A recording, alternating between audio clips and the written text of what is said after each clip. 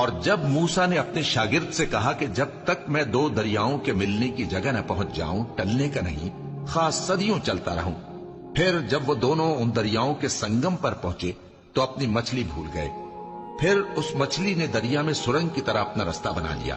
جب آگے چلے تو موسیٰ نے اپنے شاگرد سے کہا کہ ہمارا کھانا لاؤ، اس سفر سے ہم کو بہت تکان ہو گئی ہے۔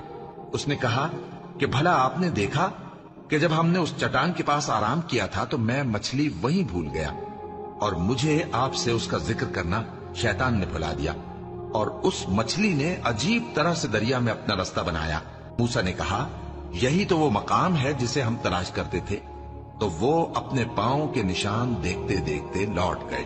وہاں انہوں نے ہمارے بندوں میں سے ایک بندہ دیکھا جس کو ہم نے اپنے ہاتھ سے رحمت خاص سے نوازا تھا اور اپنے پاس سے ایک خاص علم بخشا تھا۔ موسیٰ نے ان سے جن کا نام خضر تھا کہا کہ جو علم اللہ کی طرف سے آپ کو سکھایا گیا ہے، اگر آپ اس میں سے مجھے کچھ بھلائی کی باتیں سکھائیں تو میں آپ کے ساتھ رہوں۔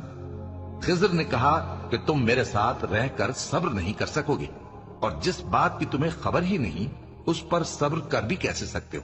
موسیٰ نے کہا اللہ نے چاہا تو آپ مجھے صابر پائیے گا، اور میں آپ کے ارشاد کے خلاف نہیں کروں گا۔ خضر نے کہا اگر تم میرے ساتھ رہنا چاہو تو شرط یہ ہے مجھ سے کوئی بات نہ پوچھنا جب تک میں خود اس کا ذکر تم سے نہ کروں۔ تو دونوں چل پڑے، یہاں تک کہ جب کشتی میں سوار ہوئے تو خضر نے کشتی کو پھاڑ ڈالا۔ موسیٰ نے کہا کیا آپ نے اس کو اس لیے پھاڑا ہے کہ سواروں کو غرق کر دی؟ یہ تو آپ نے بڑی عجیب بات کی۔ خضر نے کہا کیا میں نے نہیں کہا تھا کہ تم میرے ساتھ صبر نہ کر سکو گے؟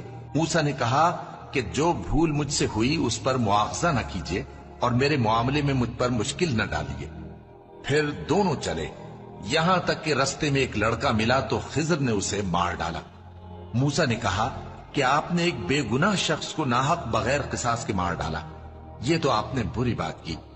خضر نے کہا کیا میں نے نہیں کہا تھا کہ تم سے میرے ساتھ صبر نہیں ہو سکے گا؟ انہوں نے کہا کہ اگر میں اس کے بعد پھر کوئی بات پوچھوں یعنی اعتراض کروں تو مجھے اپنے ساتھ نہ رکھیے گا کہ آپ میری طرف سے عذر کے قبول کرنے میں حد کو پہنچ گئے ہیں۔ پھر دونوں چلے، یہاں تک کہ گاؤں والوں کے پاس پہنچے اور ان سے کھانا طلب کیا۔ انہوں نے ان کی ضیافت کرنے سے انکار کیا۔ پھر انہوں نے وہاں ایک دیوار دیکھی جو گرا چاہتی تھی تو خضر نے اس کو سیدھا کر دیا۔ موسیٰ نے کہا کہ اگر آپ چاہتے تو ان سے اس کا معاوضہ لے لیتے تاکہ کھانے کا کام چلتا۔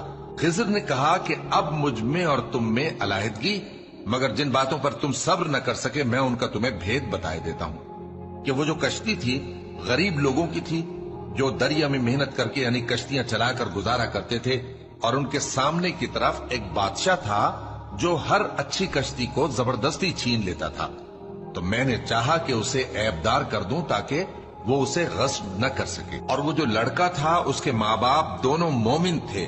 ہمیں اندیشہ ہوا کہ وہ بڑا ہو کر بد کردار ہوگا تو کہیں ان کو سرکشی اور کفر میں نہ پھنسا دے، تو ہم نے چاہا کہ ان کا پروردگار اس کی جگہ ان کو اور بچہ عطا فرمائے جو اخلاقی پاکیزگی میں بہتر اور محبت میں زیادہ قریب ہو۔ اور وہ جو دیوار تھی سو 2 یتیم لڑکوں کی تھی جو شہر میں رہتے تھے، اور اس کے نیچے ان کا خزانہ دفن تھا، اور ان کا باپ ایک نیک آدمی تھا۔ تو تمہارے پروردگار نے چاہا کہ وہ اپنی جوانی کو پہنچ جائیں اور پھر اپنا خزانہ نکالے۔ یہ تمہارے پروردگار کی مہربانی ہے، اور یہ کام میں نے اپنی طرف سے نہیں کیے۔ یہ ان باتوں کی حقیقت ہے جن پر تم صبر نہ کر سکے۔